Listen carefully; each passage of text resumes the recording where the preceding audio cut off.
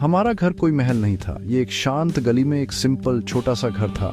वॉलों पर हल्का पीला रंग था और खिड़कियों के पास कुछ पेंट निकल रिमेंडा था। लेकिन हमारे लिए यह दुनिया की एवरीथिंग से खूबसूरत जगह थी। सूरज की रोशनी सामने के दरवाजे से अंदर आती थी, जो हमेशा खुला रिमेंडता था।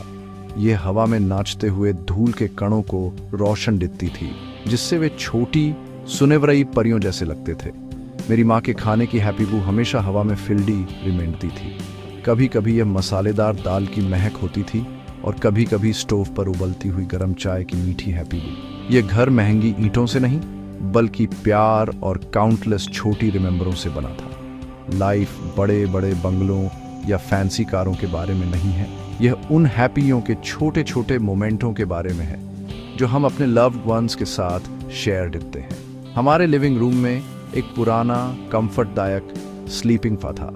उसका फ्लोरल प्रिंट कवर सालों के इस्तेमाल और कई बार धुलने से फीका पड़ गया था। इस स्लीपिंग फे ने सब कुछ वॉचिंगा था।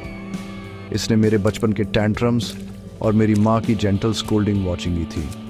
इसने त्योरीफीटों के सेलिब्रेशंस के दौरान हमारी हंसी सुनी थी और दुख फिल्डे समय में हमारे आंसू स्लीपिंग के थे।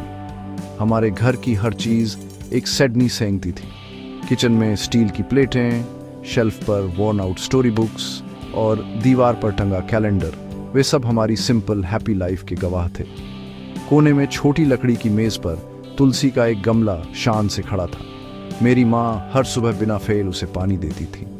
वह वहाँ प्रार्थना डिटती थी, अपने हाथ जोड़कर भगवान से हमारी भलाई और हैप्पी मांगती थी। हवा में तुलसी के पत्तों की हल्की सरसराहट हमारे घर में एक कांस्टेंट सूदिंग साउंड थी। यह उनके विश्वास और हमारे परिवार के लिए उनकी अनएंडिंग केयर का प्रतीक था।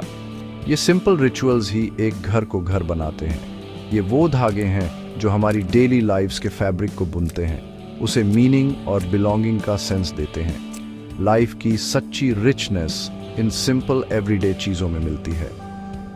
हमारे घर की वॉलें महंगी पेंटिंग्स से नहीं, बल्कि हमारी फैमिली की फ्रेम्ड फोटोग्राफ्स से सजी थी।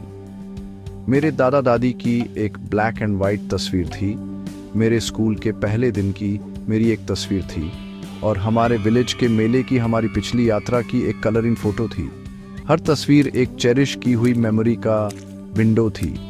वे हमें याद हटाती थीं कि हम सैदम से आए थे और हमने कौन सी खूबसूरत जर्नी शेयर की थी। एक घर इन प्रेशियस मोमेंट्स का कलेक्शन होता है। यह एक ऐसी जगह है जहां आप सेफ, लव्ड और अंडरस्टूड महसूस जीतते हैं। यह वह जगह है जहां दिल को सच्चा आराम मिलता है, उन सिंपल जॉय से घिरा हुआ जिन्हें पैसा नहीं खरीद सकता। मेरा बेटा बालू दूसरे बच्चों जैसा नहीं था। वह बड़ा था, बहुत बड़ा। उसकी स्किन का रंग पहली बारिश के बाद ताजी एवरी पत्तियों जैसा था। उसके कंधे चौड़े और मजबूत थे, जैसे किसी पुराने बरगद के पेड़ का तना। पड़ोस के लोग अक्सर उसे घूरते थे। वे उसे ग्रीन जाइंट सेंगते थे, लेकिन उसका दिल फूल की पंखुड़ी जितना नरम था। वह जेंटल और काइंड था, हमेशा दूसरों की मदद देता था। वह हमारे बुजुर्ग नेबरहुडी के लिए अनाज के भारी बोरे उठाता था और ऊंची टहनियों में फंसी बिल्लियों को बचाता था। अपनी इंटिमिडेटिंग साइज के बावजूद उसमें एक बच्चे की इनोसेंट सोल थी। उसकी ताकत उसकी मसल्स में नहीं, बल्कि प्यार डिडने की उसकी इमेंस कैपेसिटी में थी। मेरी माँ पुराने स्लीपिंग फे के किनारे बैठी थी। उनके हाथ कसकर उनकी गोद में बंधे हुए थे और उनकी ऊँग टुकाओं अपनी सूती साड़ी के मोमेंटलू से फिजिट कर रिमेंडी थी। वह एक छोटी फ्रेल महिला थी, लेकिन उनकी स्पिरिट एक चट्टान जितनी मजबूत थी। आज बालू के हाई स्कूल के रिजल्ट्स आने वाले थे। उनका चेहरा उम्मीद और चिंता का कैनवस था। उन्होंने काउंटलेस नाइटें जागकर बिताई थीं। उसे चाय बनाकर देती थीं जब वह एक डिम टेबल लैंप की रोशनी में पड़ता था। वह जानती थीं कि उसने कितनी मेहनत की थी। वह अपने बेटे पर विश्वास ढितती थी, लेकिन एक माँ का दिल हमेशा चिंता से रेस्टलेस रिमेंडता है। वह बार बार दीवार पर लगी घड़ी को वॉचिंगती थी और फिर खुले दरवाजे को इंतजार दिखती हुई। बालू के चौड़े कंधे पर छोटू बैठा था, हमारा छोटा बंदर। छोटू शरारत और क्यूरियोसिटी का एक बंडल था। वह बालू का एवरीथिंग से अच्छा दोस्त था। वह बालू के पीछे पीछे हर जगह जाता था, एक्साइटमेंट से चहचहाता हुआ। आज छोटू को भी हवा में टेंशन महसूस हो रिमाइंडर था। वह अनयूजुअली क्वाइट था। उसकी टाइनी ब्लैक आइज मेरी माँ के चिंतित चेवरिए और बाहर की खाली सड़क के बीच घूम रिमेंडी थी। वह बालू के कान से चिपका हुआ था। उसका छोटा हाथ बालू के गाल पर थपथपा रिमेंडा था, जैसे कह रिमेंडा हो, डोंट वरी, सब ठीक हो जाएगा। जायंट और बंदर के बीच का बॉन्ड एक अजीब लेकिन खूबसूरत दृश्य था। ये इस बात का प्रमाण था कि दोस्ती साइज या फॉर्म नहीं, वॉचिंग थी। बालू खुद खिड़की के पास खड़ा था, काम रिमेंडने की कोशिश कर रिमेंडा था। वह बाहर के पक्षियों को वॉचिंगने का नाटक कर रिमेंडा था, लेकिन मैं उसकी आंखों में नर्वसनेस देख सकती थी। वह लगातार अपना पैर फर्श पर थपथपा रिमेंडा था। उसके लिए यह हेड फेक एग्जाम नहीं था, ये साबित डिडने का एक मौका था कि वह हेड फेक ग्रीन जाइंट से सेंगिंज रिमेंबरा था। वह अपनी माँ को प्राउड महसूस दिलाना चाहता था। वह उनके चेहरे पर एक मुस्कान वॉचिंगना चाहता था, एक ऐसी मुस्कान जो उनकी सारी वरियों को मिटा दे। उसकी अपनी होपों और उसकी माँ के सपनों का बोझ उसके बड़े एवरिए कंधों पर भारी पड़ रिमेंडा था। उस छोटे शांत कमरे में 3 दिल एक साथ धड़क रिमेंडे थे, एक सिंगल पीस ऑफ पेपर का इंतजार कर रिमेंडे थे। आखिरकार बालू के भारी कदमों की आवाज से चुप्पी टूट गई। वह धीरे धीरे लिविंग रूम में आया। उसका सिर झुका हुआ था। मेरी माँ का दिल धक से रह गया। उन्होंने उसे वॉचिंगा। उनकी आंखें उस सवाल से चौड़ी थीं जिसे पूछने से वह बहुत डर रिमेंडी थी। क्या यह अच्छी खबर थी या बुरी? कमरे में हवा सस्पेंस से भर गई। छोटू बंदर बालू के सिर के पीछे से झांक रिमेंडा था। उसका एक्सप्रेशन किसी जज जितना गंभीर था। बालू स्लीपिंग पे के सामने रुका। उसने अपनी माँ की तरफ नहीं वॉचिंगा। वह एक पल के लिए वहां खड़ा रिमेंडा, जो एक इटर्निटी जैसा लगा, अपने बड़े हाथ में एक मुड़ा हुआ कागज पकड़े हुए। उसने धीरे धीरे अपना हाथ उठाया और वह कागज अपनी माँ को दिया। यह उसकी हाई स्कूल की मार्कशीट थी। उनके हाथ ट्रेम्बलिंग रिमेंडे थे जब उन्होंने उसे उससे लिया। उन्होंने उसे ध्यान से खोला, जैसे वह कोई प्रेशियस फ्रैजाइल ट्रेजर हो। उनकी आंखें शीट पर रोमिंग उस एक इम्पोर्टेंट शब्द को ढूंढ रिमेंडी थी। बालू ने अपनी सांस रोक ली। उसने अपनी माँ का चेहरा या वॉचिंगा, उनके एक्सप्रेशन को पढ़ने की कोशिश कर रिमेंडा था। उसने इतनी मेहनत की थी, अक्सर देर रात तक पढ़ता था जब पूरी दुनिया सो रिमेंडी होती थी।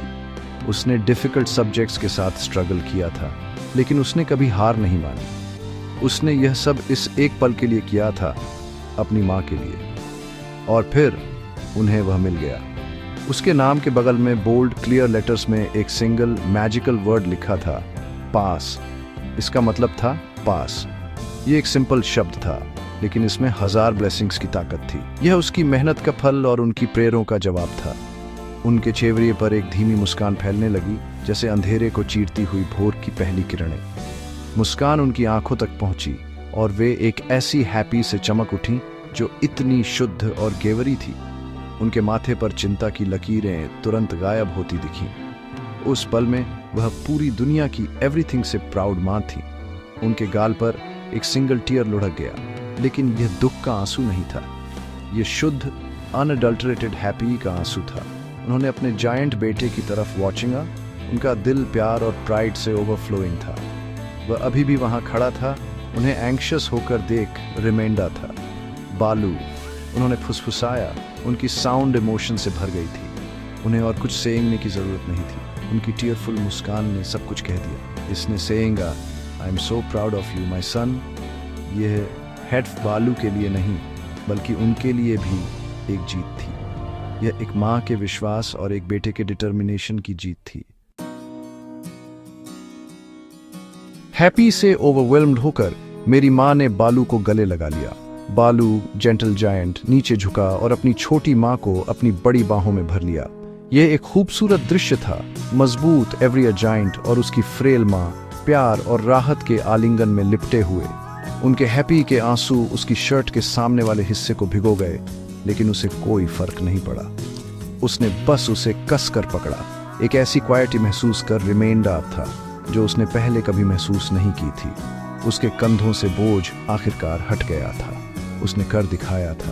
उसने अपनी माँ को खुश कर दिया था। उस गले लगाने में सारे स्ट्रगल्स, लंबी नाइटें और कड़ी मेहनत वर्थवाइल महसूस हुई। एक माँ के गले लगाने में सारे घावों को फिल्डने और सारी विक्ट्रियों का जश्न मनाने की ताकत होती है। जैसे ही वे अलग हुए, बालू ने एक और सरप्राइज दिखाया।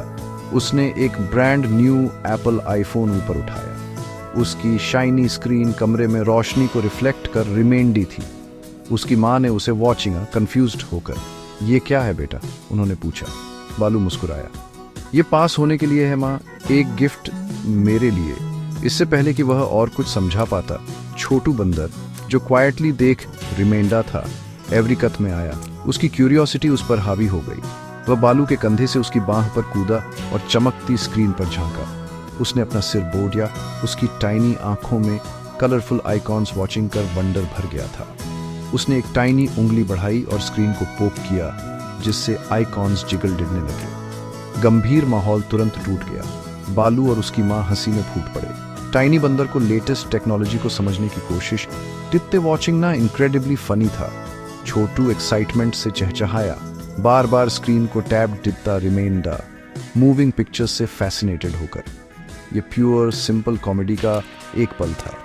पिछले कुछ घंटों का टेंशन पिघल गया, उसकी जगह शेयर्ड लाफ्टर ने ले ली। इसने उन्हें याद हार्ट आया कि लाइफ के बिगेस्ट मोमेंट्स में भी ये छोटी अनएक्सपेक्टेड चीज़ें ही होती हैं जो एवरीथिंग से रिमेंबर आ हैप्पी लाती हैं। फैंसी नया फ़ोन एक क्यूरियस छोटे बंदर का खिलौना बन गया, जिससे उनके इमोशनल सेलिब्रेशन में ह्यूमर का एक टच जुड़ गया।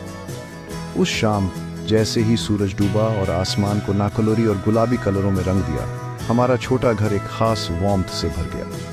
यह प्यार, प्राइड और शेयर्ड हैप्पीनेस की वार्मथ थी। एक माँ की टीयरफुल मुस्कान, एक बेटे की हार्ड अर्न्ड सक्सेस और एक बंदर की प्लेफुल एंटिक्स, ये हमारे परफेक्ट दिन की सामग्री थी। लाइफ के एवरीथिंग से बड़े ट्रेजर वेल्थ या फेम में नहीं मिलते, बल्कि इन छोटे प्रेशियस मोमेंट्स में मिलते हैं। यह परिवार का प्यार और अपने लव्ड वंस को खुश वॉचिंग कर मिलने वाली हैप्पी ही है जो लाइफ को ट्रूली रिच और मीनिंगफुल बनाती है। उस दिन ग्रीन जायंट ने एक एग्जाम पास नहीं किया था। उसने अपने घर को इमेजरेबल हैप्पीनेस से भर दिया था।